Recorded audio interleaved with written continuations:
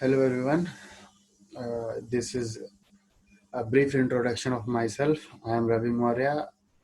I am currently teaching as a assistant professor in BBD University, and I am here to teach you the subject analysis of transportation system. So this subject is one of the modeling type of subject in which you have to prepare models for the various kind of activities that are going in the transportation area. So we will first learn the basics and then we will move forward for the higher studies or higher knowledge in this subject. So first let us know about the subject, what is the subject and what we have to learn and what will be the outcomes. So let's go through the subject first.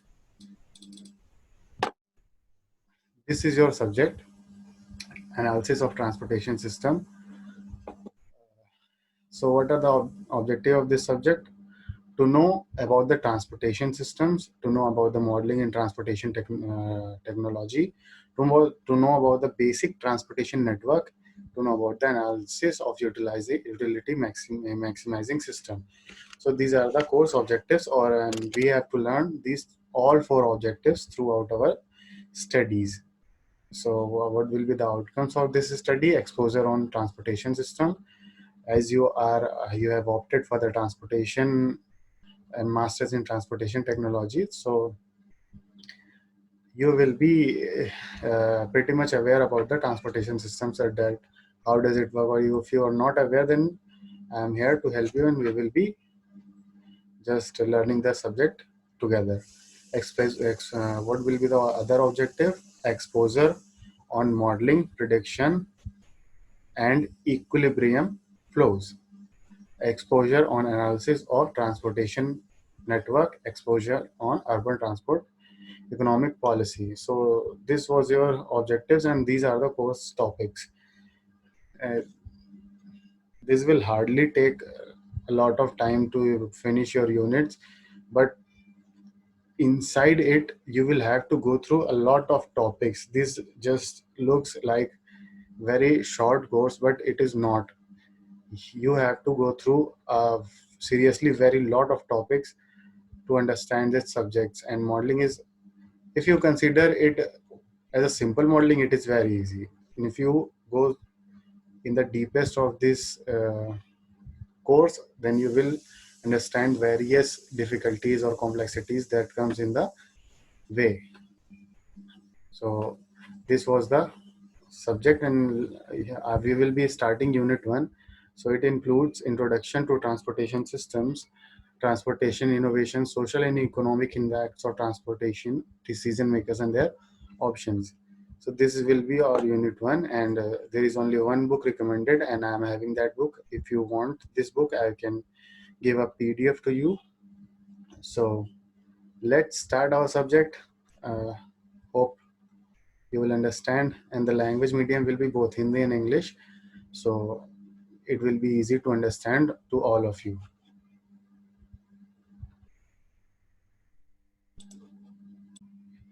So the first unit includes the basic concepts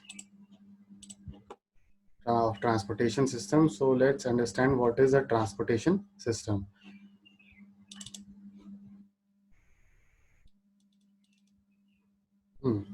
So we will be going through this PDF and we will be understanding the subject. So what is a transportation system? Transportation system consists not only of the physical and organizational elements to interact with each other to produce transportation opportunities, but also of the demands that takes advantage of such opportunities to travel from one place to another. So basically यहाँ पे क्या कहना चाह रहे हैं, transportation system क्या है कि सिर्फ फिजिकल और ऑर्गेनाइजेशनल एलिमेंट्स, मतलब कि रोड से या फिर ऑर्गेनाइजेशंस जो कि वर्क प्लेसेस हैं उसको ही सिर्फ लिंक करने का तरीका नहीं है, ये डिमांड क्रिएट करता है जिससे कि वन प्लेस से अदर प्लेस पे जाने के लिए क्या हो सके, अपॉर्चुनिटीज बन सकें. तो ये जो हेल्प करता है ये डिमांड एक तरीके की क्रिएट करता है, ठीक है। अब क्या मतलब कि होता है ट्रांसपोर्टेशन में, तो आगे देखते हैं। यहाँ पे मैंने कुछ हाइलाइट्स कर रखे हैं जिसको हम देखते चलेंगे। It also deals with the methods needed to make these models operational and with their application to the transportation system project design evaluation. The field of knowledge is known as transportation system engineering. So basically होता क्या है कि mathematical models हम देखिए, जैसे होता है complexities होती हैं, बहुत ज़्यादा होती हैं। जैसे आपने कभी एक ट्रांसपोर्ट सिस्टम को देखा होगा, एनालिसिस नहीं की है लेकिन उसको देखा ज़रूर होगा कि रोड्स पे ट्रैवल करने के लिए क्या क्या चीज़ें ज़रूरी होती हैं। तो बहुत चीज़ों का एक एमलगमेशन होता है जो मिक्स करके काफ़ी चीज़ों का इफेक्ट देखने के बाद एक ट्रांसपोर्टेशन डिमांड जनरेट होती है। तो उसको मैं हर चीज़ का इफेक्ट कंसीडर करना एक तरीके से इम्पॉसिबल है। तो हम उन चीज़ों का इफेक्ट कंसीडर करते हैं जो बहुत ज़्यादा इफेक्ट डाल रही हैं उस क्या कह सकते हैं, उस ट्रांसपोर्टेशन डिमांड को एक तरीके से, या ट्रांसपोर्टेशन सिस्टम को। तो अब आगे देखते हैं कि है क्या आगे ट्रांसपोर्टेशन सिस्टम। तो transportation system can be defined as a set of elements and the interaction between them that produce both demand for travel, देखिए, within a given area and the provision of transport services to satisfy this demand. तो transportation system क्या है कि एक दो चीज़ों का combination है जिसमें कि डिमांड फॉर ट्रैवल क्रिएट हो रही है और उसको पूरा करने के लिए एक सप्लाई हमारे पास है। तो डिमांड क्या होगी, जैसे कि कोई भी डिमांड, जैसे वर्क प्लेस पे जाना हो गया, या फिर लेजर एक्टिविटीज के लिए घूमने के लिए निकलना हो गया, या फिर कुछ भी ट्रैवल रिलेटेड काम हो गया, चाहे वो शॉर्ट पीरियड के लिए हो या एक बार के लिए हो, चाहे वो लॉन्ग पीरियड के लिए हो या लंबे टाइम के लिए, या फिर कंटिन्यूअस रिपीटिशन या फ्रीक्वेंसी जिसकी ज़्यादा हो। तो इस तरीके से इन दोनों को अरेंज करना और इन दोनों डिमांड और ट्रैवल को, ठीक है, इन दोनों को एक प्रॉपर वे में रखना, जिससे कि जो डेफिनेशन हमारी कह रही है एक प्रॉपर इंटरैक्शन रखना इन दोनों के बीच में, ही क्या है ट्रांसपोर्टेशन सिस्टम है। Almost all of the components of social and economic system in the given geographical area interact at some level of intensity. However, in practice, it is impossible to take into account every interlacing elements when addressing the transportation engineering problems. तो देखिए, यही चीज़ मैंने अभी आपको बताई थी कि हर एक चीज़ को लेकर के इंटरेक्शन उसका इस्टेब्लिश करना एकदम इम्पॉसिबल सा है। छोटी से छोटी चीज़ अब ट्रांसपोर्टेशन में कैसे इंक्लूड कर सकते हैं, तो जो मेजर चीज़ें हैं जैसे कि माइग्रेशन हो गए, या फिर वर्क प्लेस से घर की रेजिडेंस की डिस्टेंस क्या है, या फिर कितने नंबर ऑफ फैमिलीज हैं, नंबर ऑफ इनकम, इनकी इनकम क्या है। तो ये चीज़ें मैटर, जो चीज़ें ज़्यादा मैटर करती हैं हम उसको कंसीडर करेंगे। अब हर एक पर्सन इंडिविजुअली हम नहीं कंसीडर कर सकते हैं, बल्कि हम एक तरीके से उसको कह सकते हैं कि ग्रुप्स में का अगर कन्वर्ट कर देंगे तो वो ज़्यादा इजी हो जाएगा हमारे एनालिसिस करने के लिए। तो ये सब चीज़ें हम आगे देखेंगे। बस ये है कि अभी कैसे चीज़ों को डिवाइड किया गया है या फिर समझाने के लिए क्या क्या चीज़ें हैं वो देखेंगे बस। तो the general approach of the system engineering is to isolate the most relevant to the problem at hand. देखिए, यही बात हो रही थी, ठीक है। उसके बाद in general analysis system includes the elements and interaction that an action under consideration may significantly affect, ठीक है। तो बहुत ही जो छोटे मोटे इम्पैक्ट डाल रहे हैं हमारे उस ट्रांसपोर्टेशन सिस्टम या ट्रांसपोर्टेशन डिमांड या सप्लाई पे, तो उनको हम कंसीडर नहीं करेंगे। उनको एक तरीके से हम तभी कंसीडर करेंगे जब उनका मेजर इम्पैक्ट आ रहा होगा, नहीं तो हम छोटी मोटी चीज़ों को इफेक्ट नहीं ले सकते हैं, ठीक है। अब मेजर चीज़ों को ही हम कंसीडर करेंगे। तो the transportation system of a given area can be seen as a subsystem of wide territorial subsystem with which it strongly interacts। तो एक किसी एरिया का जो ट्रांसपोर्टेशन सिस्टम है, हम उसको क्या समझ सकते हैं कि वो एक बहुत बड़े एरिया का सब सिस्टम है। पहले तो खूब बड़ा सा एरिया कंसीडर करिए, शहर मान लीजिए, ठीक है, उसका एक ट्रांसपोर्टेशन सिस्टम होगा। लेकिन उतने बड़े को समझने के लिए भी एक साथ हम नहीं कह सकते, बल्कि हम कह देंगे कि चलिए मान लेते हैं छोटा सा एक ब्लॉक या फिर एक सेक्टर ले लेते हैं, उसका ट्रांसपोर्टेशन सिस्टम समझते हैं, और वो इंटरैक्ट कर रहा होगा बाकी सेक्टर्स उस शहर के। तो इसी तरीके से हम समझते हैं कि ट्रांसपोर्टेशन सिस्टम इंटरेक्शन कैसे होता है। तो ट्रांसपोर्टेशन सिस्टम को अब यहाँ पे बेसिकली देखिए दो पार्ट्स में डिवाइड किया गया है। दो पार्ट्स में डिवाइड करने का मेन एम क्या है कि एक है हमारा एक्टिविटी सिस्टम और एक है ट्रांसपोर्टेशन सिस्टम। तो यहाँ पे रिलेशनशिप इन दोनों के बीच में हमें समझना है। ट्रांसपोर्टेशन सिस्टम हमारा दो पार्ट में डिवाइड है, डिमांड और सप्लाई। तो पहले हम समझेंगे ट्रांसपोर्टेशन सिस्टम और एक्टिविटी सिस्टम में रिलेशन क्या है। तो देखिए यहाँ पे ट्रांसपोर्ट एक्टिविटी सिस्टम पहले हमारा क्या होता है, level and location of economic activity, number and location of house hold by type, space availability by area and type. तो ये देखिए इनका मतलब क्या क्या है। स्पेस, एक second, space availability by the area and type, उस एरिया में क्या स्पेस अवेलेबल है, कितना जगह पे है, कितने घर हैं वहाँ पे कितने लोग रिसाइड कर रहे हैं, ये सब हमारा एक्टिविटी सिस्टम में आ जाता है। और वहाँ कितने ऑर्गेनाइजेशंस हैं, कितने वहाँ पे वर्किंग एरियाज हैं। तो ये पूरा एक, अगर मैं कह दूं कि एक जोन है या फिर एक एरिया है, उस जगह पर रेजिडेंट्स भी हैं, उस जगह पर लेजर एक्टिविटीज के लिए भी जगह है, और उस जगह पर बिजनेस एरियाज भी हैं। तो ये पूरा जो एक कॉम्बिनेशन बन के आता है, इसको कहेंगे हम एक्टिविटी सिस्टम। अब इस एक्टिविटी सिस्टम में देखिए क्या जरूरत पड़ेगी, भाई सब अलग अलग जगह पे है, कोई जरूरी नहीं है कि एकदम आपके रेजिडेंस के बगल में ही आपका वर्क प्लेस हो। तो उसके लिए एक ट्रांसपोर्टेशन सिस्टम होगा जो कनेक्ट करेगा आपके वर्क प्लेस या फिर छोटे मोटे एरियाज को भी, डोर टू डोर सर्विस भी देगा। तो इन चीज़ों को कनेक्ट करने के लिए ट्रांसपोर्टेशन सिस्टम होगा। तो ट्रांसपोर्टेशन सिस्टम देखिए कैसा होगा। ट्रांसपोर्टेशन सिस्टम दो पार्ट में यहाँ पे डिवाइडेड है, एक है सप्लाई और एक है डिमांड।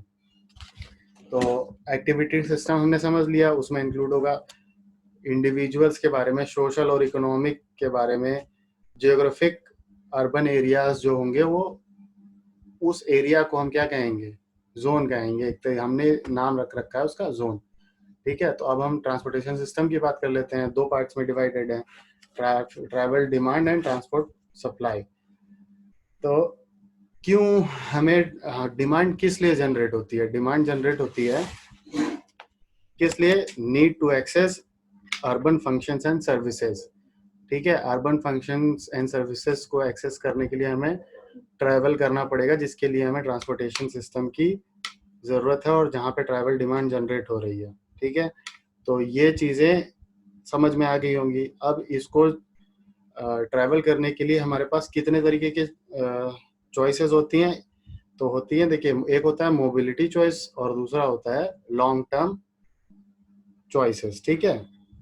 तो मोबिलिटी चॉइस जो होती है वो शॉर्ट टर्म होती है। Short term mobility choice, sorry यहाँ पे गलत है थोड़ा सा, मोबिलिटी चॉइसेस में होता है दो, एक होता है लॉन्ग टर्म, एक होता है शॉर्ट टर्म।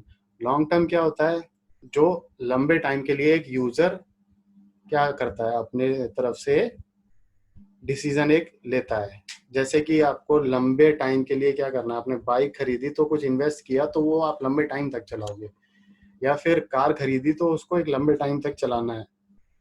और शॉर्ट टर्म डिसीजंस क्या होते हैं कि आपको ट्रैवल कर रहे हो तो कौन सा रूट लेना है, जो ज्यादा डिस्टेंस वाला है वो लेना है या फिर कम डिस्टेंस वाला है वो लेना है। और ज्यादा ट्रैफिक है उधर से जाओगे या कम ट्रैफिक है उधर से जाओगे। तो ये जो शॉर्ट टर्म चॉइसेस होती हैं उसको कहते हैं हम शॉर्ट टर्म मोबिलिटी चॉइसेस, ठीक है। तो ये दोनों जो चॉइसेस हैं ये किस लिए यूज होंगी, कौन कौन सी एक्टिविटीज होती हैं इसमें, work, study, shopping, business activities, तो इन चीजों के लिए ये डिमांड क्या हुई है, जनरेट हुई है, और ये चॉइसेस इनके लिए होती हैं। तो इसका मतलब क्या है, results in travel demand including trips made by people between different zones, हाँ, for different purpose at different time, ठीक है। एक लाइन है, मैं आपको दिखा देता हूँ।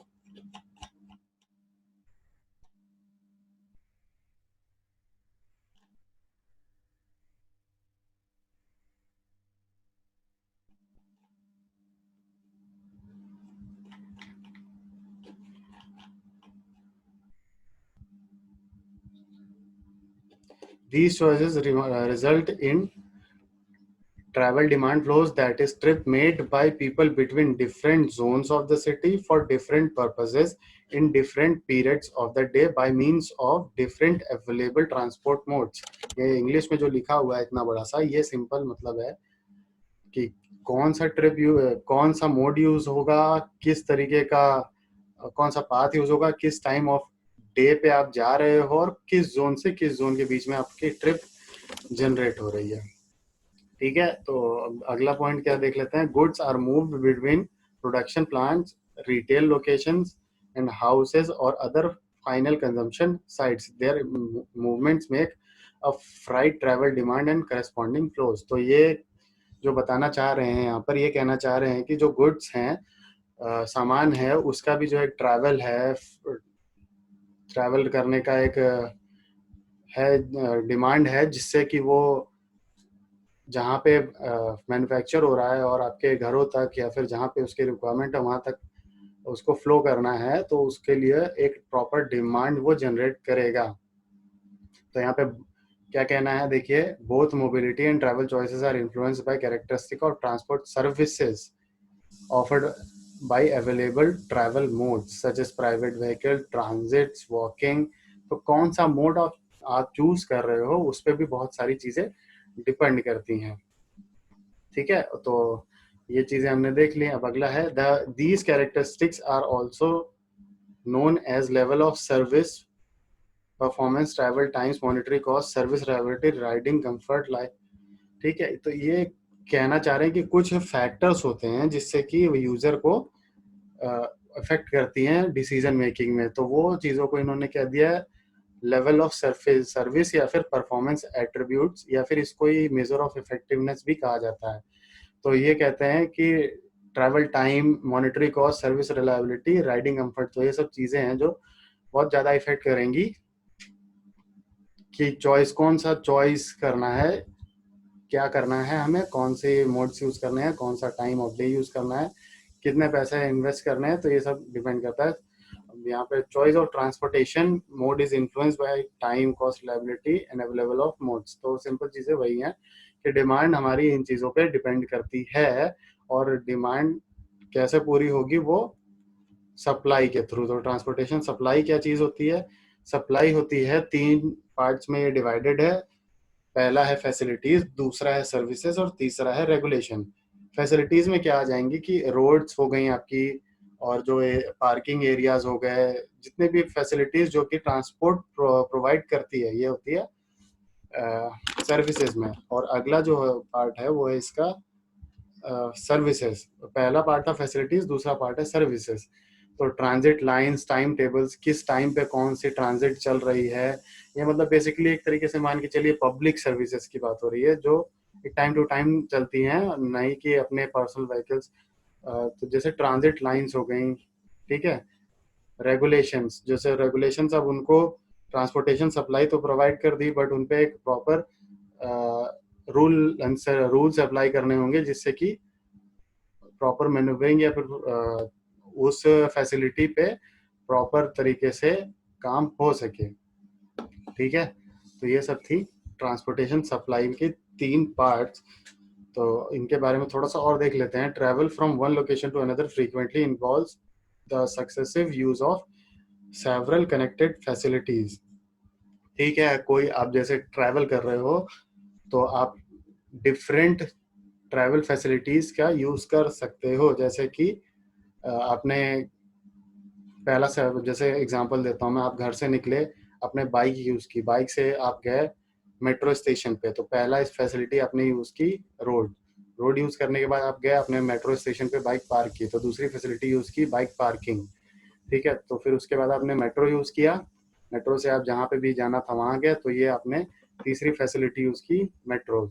फिर उसके बाद आप मेट्रो से उतरे और आप वाया ऑटो अपने ऑफिस पहुंचे, तो आपने यहाँ पे एक तरीके से ऑटो या फिर बस कह दीजिए, तो आपने बस यूज की, तो आपने दूसरी फैसिलिटी का भी यूज किया। तो इस तरीके से ट्रांसपोर्टेशन जो फैसिलिटी है आपने उसको कई तरीके से, एक के बजाय आपने कई तरीके से यूज किया।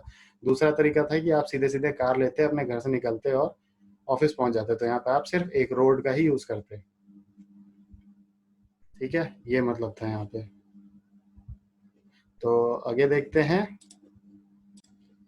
अगला जो देखना है हमें इसमें वो है कि कंजेशन के बारे में बात हुई है। तो कंजेशन क्या होता है? कोई भी सर्विस, कोई भी फैसिलिटी अगर अपने फैसिलिटी जो अपने कैपेसिटी को अप्रोच कर रही है, मतलब कि मैक्सिमम पे अप्रोच कर रही है, तो वहां पे कंजेशन होना शुरू हो जाएगा। जैसे कि अब एक रोड सेक्शन की बात करते हैं, तो वहां पर उसकी कैपेसिटी है 1000 व्हीकल्स पर आवर की। ठीक है, एक प्रॉपर रोड सेक्शन की बात कर रहे हैं, और अगर उसमें नंबर ऑफ व्हीकल जैसे कि 500 व्हीकल्स पर आवर चल रहे हैं, तो उसको कंजेशन नहीं कहा जाएगा। लेकिन जैसे ही वो अप्रोच करेगी क्लोज टू कैपेसिटी, जब कह सकते हैं हम वो 900 1000 के आसपास पहुंच गई, तो उसे बोला हमने कंजेशन। और उस कंजेशन में क्या चीजें होती हैं? उस कंजेशन में होता है service delay, fuel consumption, travel time delay होता है। तो ये सब जो दिक्कतें आती हैं, ये आती हैं कंजेशन की वजह से। तो इसका डायरेक्ट इम्पैक्ट पड़ता है कॉस्ट पे, टाइम पे और डिसीजन मेकिंग पे। ठीक है, तो ये था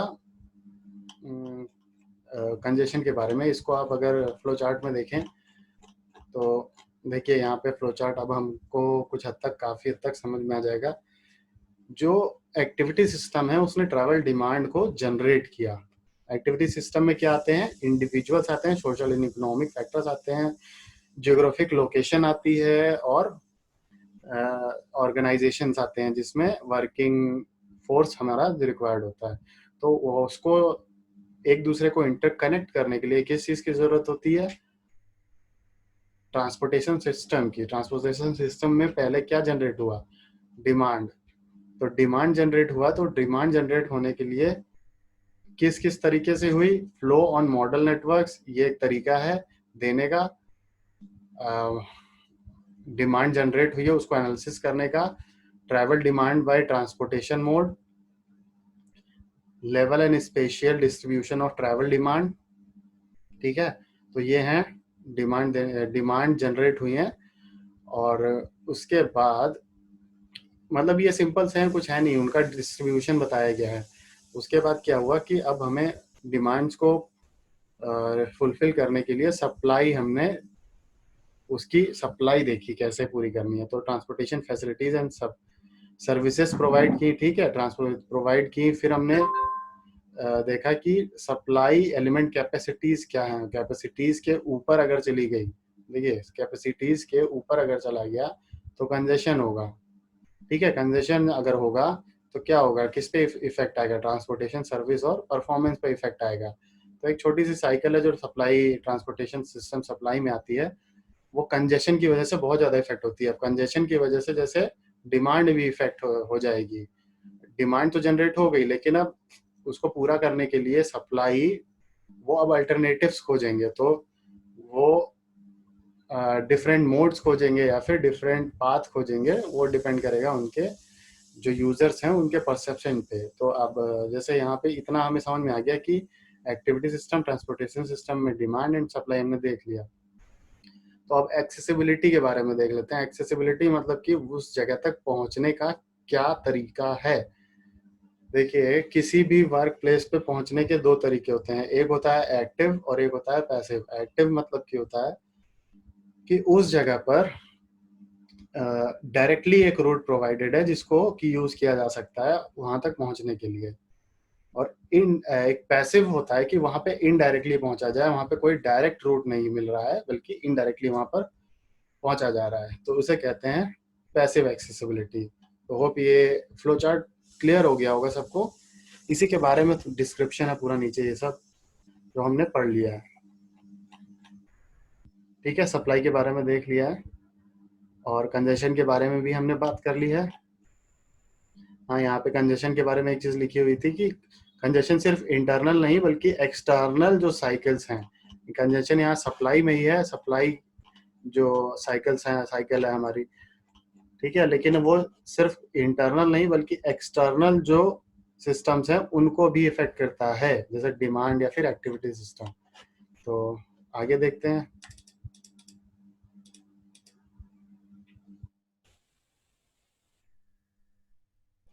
यहाँ पे हमने एक लाइन पढ़नी है कि it is clear from the above that transportation system is a complex system, a system made up of multiple elements with non-linear interactions and multiple feedback cycles। तो क्या कहना चाह रहे हैं कि हर एक एलिमेंट को यहाँ पे अगर हम कंसीडर करेंगे तो ट्रांसपोर्टेशन सिस्टम एक बहुत ही कॉम्प्लेक्स सिस्टम बन जाएगा, और हम हर एक एलिमेंट का अगर फीडबैक लेने लग जाएंगे तो हमसे, ये तो हमारे स्टडी के स्कोप के भी बाहर ही है।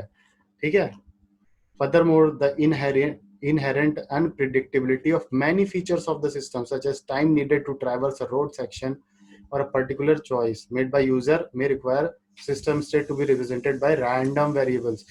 देखिए, रैंडम वेरिएबल्स का मतलब कि अब हम इसको तो प्रिडिक्ट कर ही नहीं सकते कि कोई किसी के दिमाग में क्या चल रहा है, जैसे particular choice made by user, अब ये किसी के दिमाग में क्या चल रहा है ये किसी को नहीं पता है, तो ये हम नहीं जान सकते।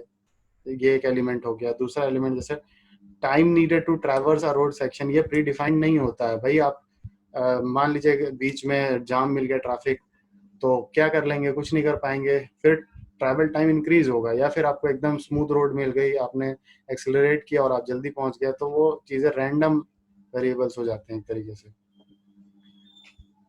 अब जो अगला पॉइंट है हमारा वो है transportation system engineering has traditionally focused on modelling and analysis of the elements and relationship that makes the transportation system, ठीक है, considering activity system as exogenously given. तो यहाँ पे इसका क्या मतलब है कि जो ट्रांसपोर्टेशन सिस्टम है अभी तक कैसे काम करते आ रहा है कि पुराने जो हमें जो एलिमेंट्स हैं, वो जो एलिमेंट्स हमें पता लगे हुए हैं, कुछ भी हो सकता है, वो हम डिफाइन करेंगे जिसका इम्पैक्ट ज्यादा पड़ रहा है ट्रांसपोर्टेशन सिस्टम पर, वो जो कुछ भी हो सकते हैं उसका रिलेशन या फिर inter relationship on the transportation system given क्या होना चाहिए, जो हमें एक्टिविटी सिस्टम का डेटा है वो हमें पता होना चाहिए। तो एक्टिविटी सिस्टम में क्या आते हैं, सेट ऑफ इंडिविजुअल्स आते हैं, जो वर्क फोर्स है या फिर जो इकोनॉमिक एक्टिविटीज हैं, बिजनेस हैं, और जितने भी सोशल एंड इकोनॉमिकल एस्पेक्ट्स आते हैं वो सारे एक्टिविटी सिस्टम में आते हैं। तो ये चीजें हो गई ट्रांसपोर्टेशन सिस्टम की। तो अब हम आगे देखते हैं ट्रांसपोर्टेशन सिस्टम आइडेंटिफिकेशन। अब हम ट्रांसपोर्टेशन सिस्टम में एलिमेंट्स को कैसे आइडेंटिफाई करेंगे और उनके रिलेशनशिप एक दूसरे से कैसे स्टैब्लिश करेंगे, तो ये है हमारा अगला टॉपिक। तो इसको डिवाइड किया गया है 3 पार्ट्स में। ट्रांसपोर्टेशन सिस्टम आइडेंटिफिकेशन को देख लेते हैं क्या है। Identification of relevant spatial dimension, identification of relevant temporal dimensions, definition of relevant components of travel demand. तो ये चीजें हैं 3 डिफाइन की गई हैं। अब इसको फटाफट से समझ लेते हैं क्या है। तो अब हाँ, लेकिन इनको एक चीज पॉइंट नोट कर लीजिएगा, cannot be set to rigid rules, requires skills and experience. तो इन्हें आइडेंटिफाई करने के लिए कोई rigid and hard and fast rule नहीं है, इसके लिए आपको एक स्किल्ड और एक्सपीरियंस पर्सनल की रिक्वायरमेंट हो सकती है, जो कि आप खुद भी हो सकते हो टाइम के साथ। ठीक है, तो पहला जो है वो हम पढ़ेंगे अब, identification of relevant spatial dimension. Spatial dimension सबको पता लग रहा होगा, स्पेशियल मतलब कि स्पेस से रिलेटेड या फिर रिलेटेड टू किसी जगह से होगा। तो रिलेवेंट स्पेशल डायमेंशंस को भी उन्होंने 3 पार्ट में डिवाइड करके समझाया हुआ है। Definition of study area, sub division of area into traffic zones, identification of basic network. तो स्टडी एरिया क्या होता है? स्टडी एरिया बेसिकली होता है geographical area including transportation system under analysis. तो वो एरिया जो कि अंडर एनालिसिस है वो वाला ट्रांसपोर्टेशन सिस्टम एरिया को इंक्लूड करेगा। ठीक है। दूसरा पॉइंट क्या समझते हैं इसमें कि ओ एंड डी स्टडीज। ठीक है, ओ एंड डी स्टडीज को क्या करेगा? अब देखिए कुछ ट्रिप्स होती हैं जो जनरेट होती हैं, मतलब कि जो जनरेशन है उसे कहते हैं ओरिजिन, जिस पॉइंट से जनरेट हो रही है, और जहां पे एंड हो रहा है उस पॉइंट को कहते हैं डेस्टिनेशन। तो एक प्रॉपर हमें स्पेस का पता रहना चाहिए कि कहाँ से ट्रिप शुरू हो रही है और कहाँ पे एंड कर रही है। तो ये जो स्पेशियल डायमेंशन है, ये जो इसका स्टडी एरिया है, स्टडी एरिया क्या क्या हो सकता है वो देखिए। स्टडी एरिया आपका एक बहुत बड़ी कंट्री भी हो सकती है, एक स्टेट भी हो सकता है, एक शहर भी हो सकता है, एक शहर का जोन भी हो सकता है छोटा सा। ठीक है, सेक्टर भी हो सकता है। तो ये इसमें कंफ्यूज करने की जरूरत नहीं है कि क्या होगा स्पेशल स्टडी एरिया। तो it may be a country और अर्बन एरिया और a part of the country. ठीक है। और हाँ, ये इसको कैसे करते हैं हम, स्पेस एरिया स्टडी में कैसे डिवाइड करते हैं? तो इसमें ये एक चीज ध्यान रखना होता है कि new facility should include possible area of rerouting.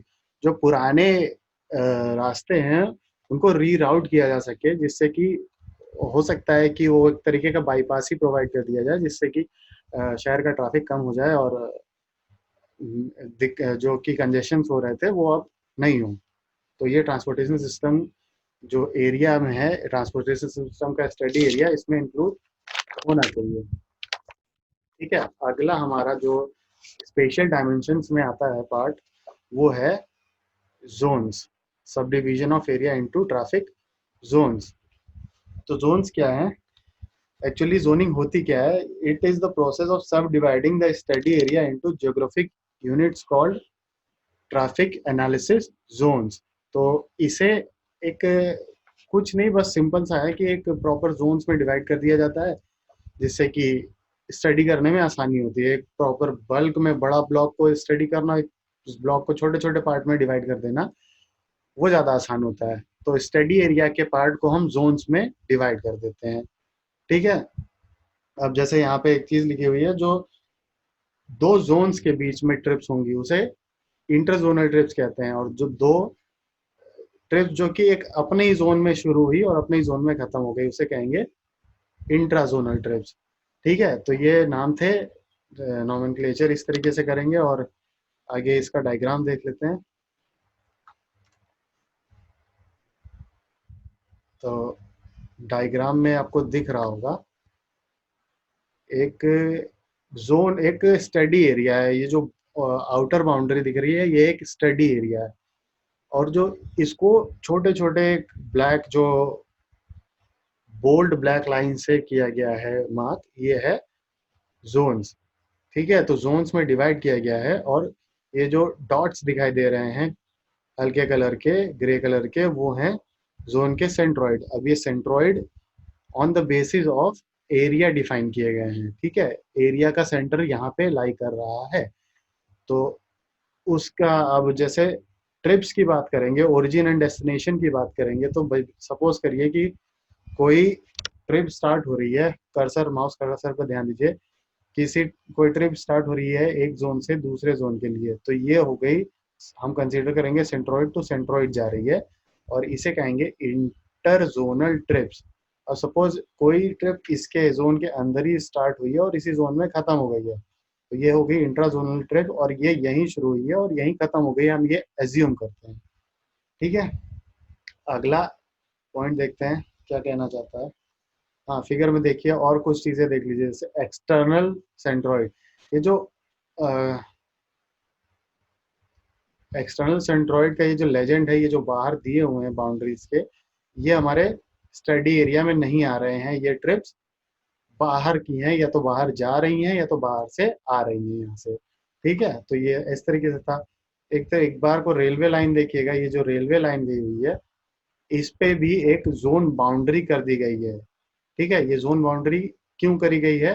क्योंकि ये प्रॉपरली डिलिनिएट करता है, दो पार्ट में डिवाइड कर देता है। इससे कोई अ, बहस का मुद्दा नहीं बचता है कि कैसे डिवाइड करना है। तो ये अगर कहीं रेलवे लाइन गई है या फिर कुछ और इस तरीके का गया हुआ है जो कि डिलिनिएट कर रहा है, तो हम उसको कंसीडर कर सकते हैं।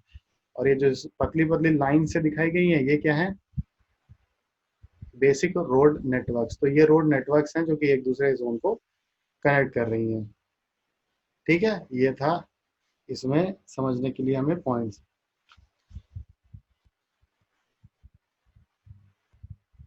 तो इसमें अब जो चीजें हैं उसको देख लेते हैं, सम गाइडलाइंस। देखिए यहाँ पे लाइन देखिए, for given study area analysis program there may be several possible zoning system, however some guidelines are usually provided. तो जो अभी हमने पढ़ा है वही चीजें लिखी हैं, एक बार को देख लीजिए। फिजिकल और ज्योग्राफिकल सेपरेटर, जैसे कि रेलवे लाइन जो अभी हमने पढ़ी, वो चीज है ये, जो कि जोन बाउंड्री की तरह यूज हो सकती है। ठीक है, अब अगला है, official administrative areas allow zones to be related with statistical data. तो हम लोग पहले क्या करते हैं, जो ट्रैफिक के जोन्स हैं उनको इस तरीके से डिवाइड करते हैं कि जो सेंसस हुआ रहा होगा उस टाइम पे, उस एरिया का किसी टाइम पे, तो उस वाले जो सेंसस डेटा के अकॉर्डिंग है डेटा हमारे पास पॉपुलेशन का, उसके अकॉर्डिंग अगर हम डिवाइड करेंगे तो हमें बहुत सारा स्टैटिकल डेटा पहले से ही मिल जाएगा, बहुत मेहनत नहीं करनी पड़ेगी। जैसे कि पॉपुलेशन, एम्प्लॉयमेंट, इन तरीके के डेटा हमें मिल जाएंगे। ठीक है, अगला है, on the basis of precision different zoning approaches.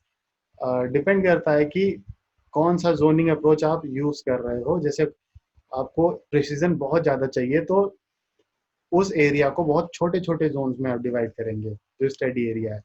लेकिन आपको प्रिसीजन कम चाहिए तो उस एरिया को आप बड़े बड़े ब्लॉक्स या फिर बड़े बड़े जोन्स में डिवाइड करके एनालिसिस कर सकते हैं।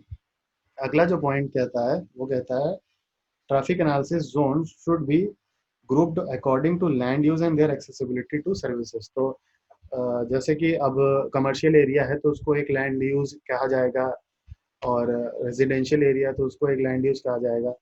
तो ये जो एरियाज होंगे उस हिसाब से हम डिफाइन करेंगे और उस हिसाब से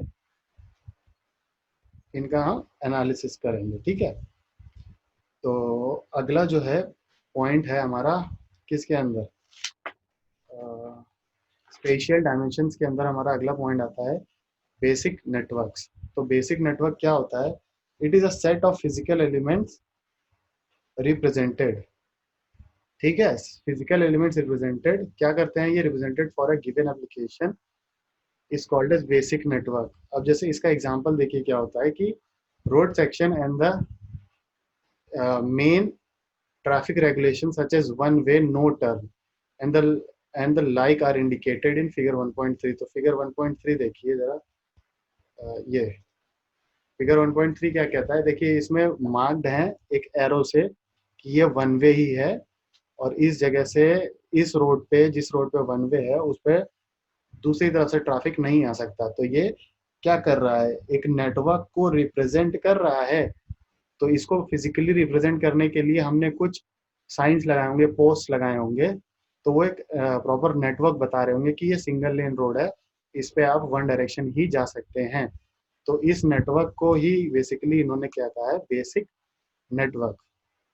ठीक है, जैसे इसका अगला पॉइंट एक इम्पॉर्टेंट इसका और है कि scheduled service system, roads and railways, main stops and station indicated. तो वही पॉइंट है कि एक प्रॉपर तरीके से इंडिकेशन होना चाहिए कि ये एक प्रॉपर नेटवर्क को डिफाइन कर रहा है, ना कि कोई बिना किसी साइन के अगर रहेगा तो कोई कुछ भी समझ लेगा। लेकिन एक प्रॉपर नेटवर्क साइंस से रेगुलेशन प्रोवाइड करती है तो एक नेटवर्क बन गया।